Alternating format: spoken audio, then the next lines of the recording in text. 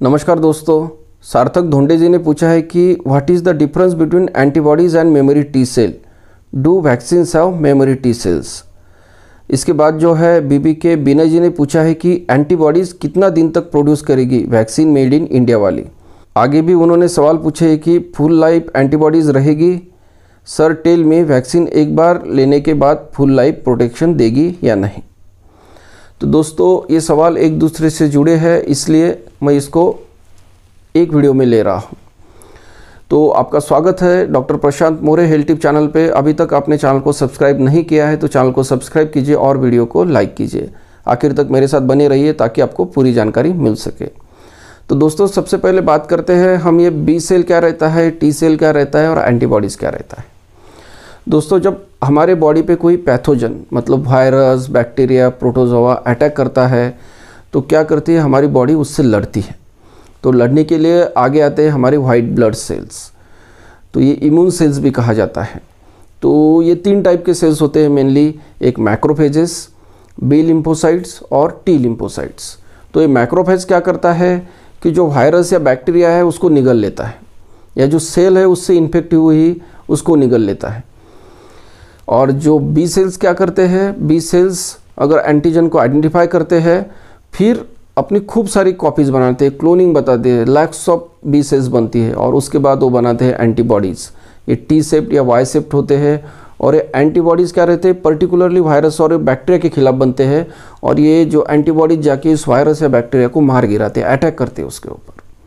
T cells का role क्या रहता है, टी सेल मीडिएटेड इम्यूनिटी जो हम बार बार बोल रहे हैं अभी ऑक्सफोर्ड वैक्सीन के बारे में। तो टी सेल्स क्या करते हैं, ये भी एक्टिवेट होते हैं और ये जो सेल्स इन्फेक्ट हुई है मतलब वायरस से या बैक्टीरिया से, उस सेल को जाके उस पर अटैक करते हैं हमारी बॉडी की। तो दोस्तों इन तीन तरह से हमें जो वाइट ब्लड सेल्स है हमें इन्फेक्शन से बचाती है। तो अभी क्या होता है कि हमारे ऊपर वायरस या बैक्टीरिया का अटैक हुआ तो इसमें जो एंटीबॉडीज़ बनते हैं, बी सेल बनाती है, इसमें लगभग 15 दिन का समय लगता है। तो 2 हफ्ते लग जाते हैं हमारी इम्यूनिटी को फुल्ली एक्टिवेट होने के लिए। तो क्या होता है, इतने समय तक कुछ लोगों में ये बैक्टीरिया इतना मल्टीप्लाई हो जाता है, वायरल लोड बढ़ जाता है, इसकी वजह से कॉम्प्लिकेशंस हो सकते हैं या उस पर्सन की डेथ हो सकती है। तो वैक्सीन का रोल यहाँ आता है।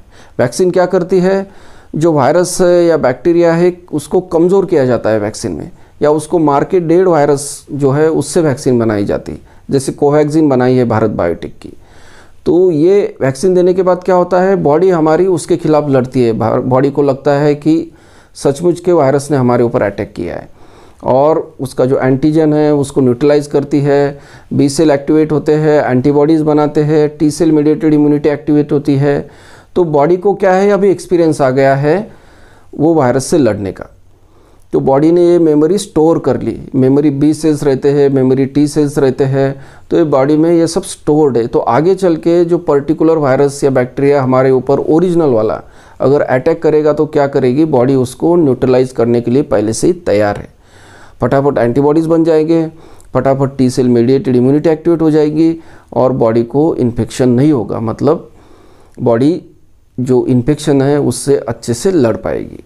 कोरोना की वैक्सीन आने वाली है तो इससे जो एंटीबॉडीज़ बनेंगे ये क्या लाइफ लॉन्ग रहेंगे, क्या इससे जो इम्यूनिटी बनेगी ये लाइफ लॉन्ग रहेगी, ये दूसरा क्वेश्चन था। तो दोस्तों इससे पहले हमें देखना पड़ेगा कि वैक्सीन के बूस्टर डोज क्यों लेने पड़ते हैं। मतलब एक बार वैक्सीन लेने के बाद उसके बूस्टर डोज दिए जाते हैं कुछ वैक्सीन्स में। जैसे मीजल्स की वैक्सीन है, एक बार दी तो लाइफ लॉन्ग दोबारा आपको वैक्सीन लेने की ज़रूरत नहीं है, लाइफ लॉन्ग इम्यूनिटी बनाती है। और कुछ वैक्सीन से बार बार लेनी पड़ती है या ईयरली डोसेस लेने पड़ते हैं। तो बूस्टर डोज क्यों लेना पड़ता है, रिपीट डोज वैक्सीन का क्यों लेना पड़ता है। तो बूस्टर डोज है वो देना पड़ता है 3 कारणों की वजह से। तो पहला कारण जो रहता है कि क्या होता है, पहला जो डोज दिया जाता है वैक्सीन का उससे बॉडी में स्ट्रॉन्ग इम्यूनिटी नहीं बनती है। तो स्ट्रॉन्ग इम्यूनिटी बनाने के लिए इसके बार बार डोसेज देने पड़ते हैं, 2 बार, 3 बार, 4 बार।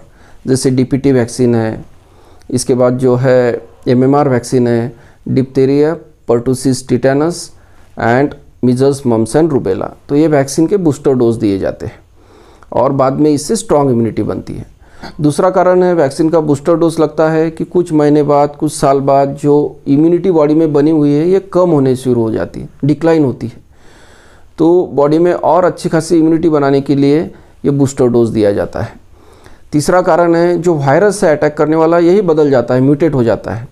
तो बॉडी को जो पुराने वायरस के खिलाफ लड़ना पता रहता है, अब ये नया वायरस म्यूटेटेड वायरस है, तो इसकी जो वैक्सीन है उसमें हर साल वैक्सीन में थोड़ा बदलाव किया जाता है। जैसे फ्लू की वैक्सीन है, इन्फ्लुएंजा की वैक्सीन है, हमारे इधर जो स्वाइन फ्लू की वैक्सीन दी जाती है, ये हर साल लेनी पड़ती है क्योंकि वायरस हर साल म्यूटेट होता है। तो नए स्ट्रेन के खिलाफ वैक्सीन हमें हर साल देनी पड़ती है। तो कोरोना वायरस के खिलाफ हमें इम्यूनिटी कितने दिन तक मिलेगी, कितने साल तक मिलेगी? तो दोस्तों, जहाँ तक इसकी म्यूटेशन की बात हो तो 8 महीने में ये बहुत ज़्यादा म्यूटेट नहीं हुआ कि इसके लिए अलग अलग वैक्सीन की ज़रूरत पड़े। लेकिन अगर हम अदर कोरोना वायरस इन्फेक्शंस की सोचें जो कॉमन कोल्ड कॉज करते हैं, तो इनसे जो इम्यूनिटी बनती है 1 साल तक रहती है। तो हो सकता है कि कोरोना वायरस भी उनकी तरह से बिहेव करे, तो कम से कम 1 साल तो इम्यूनिटी बॉडी में रहेगी ही। तो जहाँ तक मुझे लगता है जो कोरोना वैक्सीन के बूस्टर डोजेस से 1 साल में लेने पड़ सकते हैं। लेकिन क्या होता है, जैसे समय के साथ क्या होता है, कोई भी वायरस वीक हो जाता है, उसकी जो विरुलेंस पावर है कम हो जाती है। रिपीटेड इन्फेक्शन लोगों में होने की वजह से हर्ड इम्यूनिटी बनती है। वैक्सीनेशन होगा सोसाइटी में, उससे हर्ड इम्यूनिटी बनती है। जैसे स्वाइन फ्लू था, पहले शुरू में आया तो काफ़ी सारे केसेस थे, अभी इतने केसेस देखने को नहीं मिलते क्योंकि सोसाइटी में हर्ड इम्यूनिटी बनी है। तो इसका ईयरली बूस्टर आती भी है तो लोग इसको लेते नहीं हैं और इतने बड़े पैमाने पर केसेस देखने को भी नहीं मिलते। तो आगे चल के कोरोना वायरस के साथ भी यही हो सकता है। दोस्तों, इसके अलावा आपके मन में कुछ शंका या सवाल है तो आप नीचे कमेंट बॉक्स में पूछ सकते हैं। धन्यवाद। अगर आपने यह वीडियो यहाँ तक देखा है तो वीडियो को लाइक और शेयर कीजिए ताकि मुझे और ऐसे वीडियोस बनाने के लिए मोटिवेशन मिलता रहे। और चैनल डॉक्टर मोरेज हेल्थ टिप्स को सब्सक्राइब कीजिए। वीडियो को शेयर कीजिए और बेल आइकॉन पर क्लिक करके ऑल पे सेट करना ना भूलें। धन्यवाद।